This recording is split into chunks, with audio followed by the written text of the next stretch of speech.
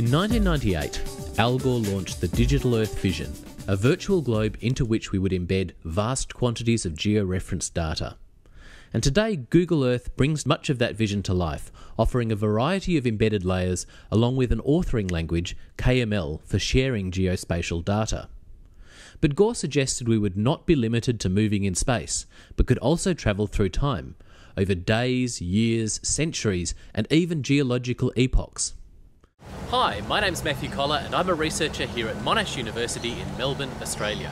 For my PhD project, I've taken up the challenge of that second component of Al Gore's Digital Earth Vision, the idea of visualising the past on all timescales. Google Earth already provides a button to display historical imagery, to explore past satellite and aerial photographs, some as far back as the 1930s. But I believe we can go back further into the past.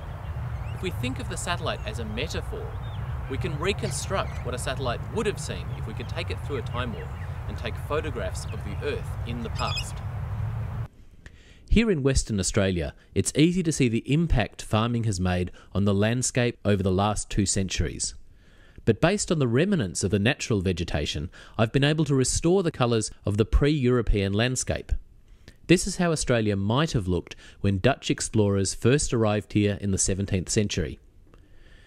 Here is James Cook's famous voyage, represented like a GPS track, and synchronised with pages from his Endeavour journal. So we can read what Cook wrote at any point in his voyage. We can follow the voyage in detail, day by day, or see it as part of a longer timescale of Australian history.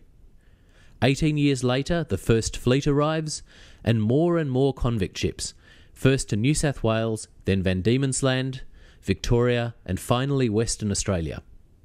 The yellow areas show how pastoral settlements spread across the continent, while the boundaries of colonies and states are drawn and redrawn. Finally, telegraph and railway lines connect the different settlements, finally across states. As suggested by Gore, this historical model can be used to organise other resources. Why just geotag photographs when you can give them dates and search them through space and time? But European settlement is only a tiny portion of Australia's history. From archaeological evidence, we know that the first people arrived on these shores around 50,000 years ago. So what did the world look like then? I've built my own visualisation prototype as a test bed to explore new ideas for visualising the past.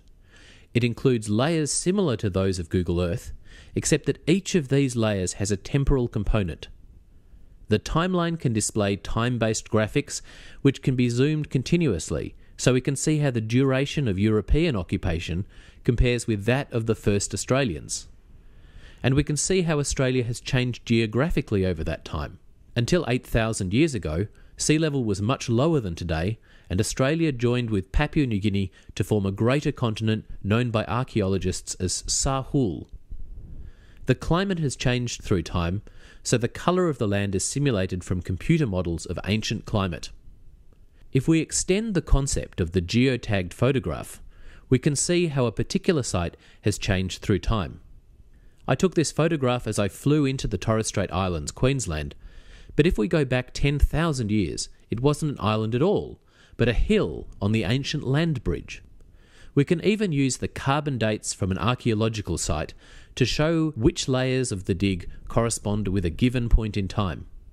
And the line gets blurrier as the dates become more uncertain. And the final timescale suggested by Gore is the geological timescale, where the timeline shows geological periods, eras, and epochs.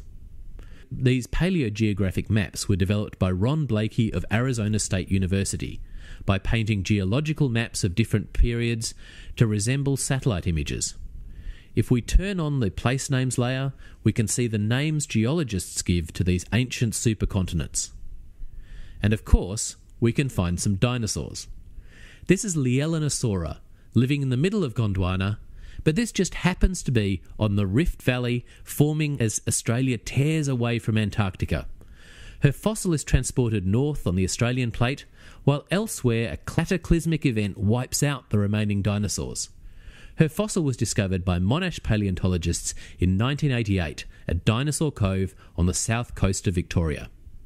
So efforts towards the digital Earth vision have changed the way we can see the world spatially. But I believe we can do the same for time, to understand our past and to help us to shape our future.